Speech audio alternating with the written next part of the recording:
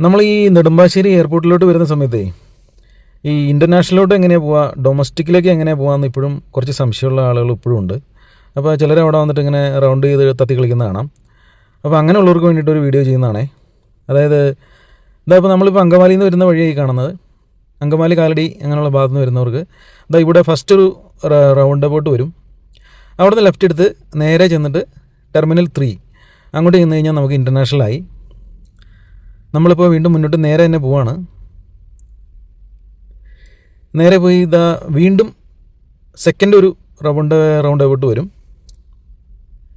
അവിടെ നിന്നും ലെഫ്റ്റ് എടുത്ത് മുന്നോട്ട് പോയി കഴിഞ്ഞാലാണ് ഡൊമസ്റ്റിക്കിലോട്ട് പോവുക. ഇപ്പം നമ്മളിപ്പോൾ ഇൻ്റർനാഷണൽ കയറിയിട്ട് ഡൊമസ്റ്റിക്കിലേക്ക് വരണമെങ്കിലും നമുക്ക് വരാൻ സാധിക്കും. പക്ഷേ അത് കുറച്ച് കൺഫ്യൂഷനായി പോവും. അതിൽ നല്ലത് കറക്റ്റായിട്ടുള്ള വെയിലോട്ട് തന്നെ പോവുക. ഇവിടെ നിന്ന് ഈ സെക്കൻഡ് റൗണ്ട് അബൌട്ടിൽ നിന്ന് നമ്മൾ ലെഫ്റ്റ് എടുത്ത് അവിടെ ചെല്ലുമ്പോൾ ടോൾ പ്ലാസയുണ്ട്. അതുപോലെ തന്നെ ആലുവ അത്താണി ഭാഗത്തു നിന്ന് വരുന്നവർക്കും ഫസ്റ്റ് വരുന്നത് റൈറ്റിലേക്ക് ഡൊമസ്റ്റിക്കിൻ്റെ വേ ആണ്, സെക്കൻഡാണ് ഇൻ്റർനാഷണലിൻ്റെ വേ വരുന്നത്.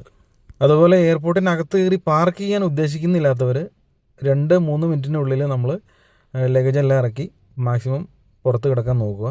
അല്ലെങ്കിൽ നമ്മൾ ടോൾ ഗേറ്റിൻ്റെ അവിടെ വരുമ്പോൾ പൈസ വാങ്ങിക്കും.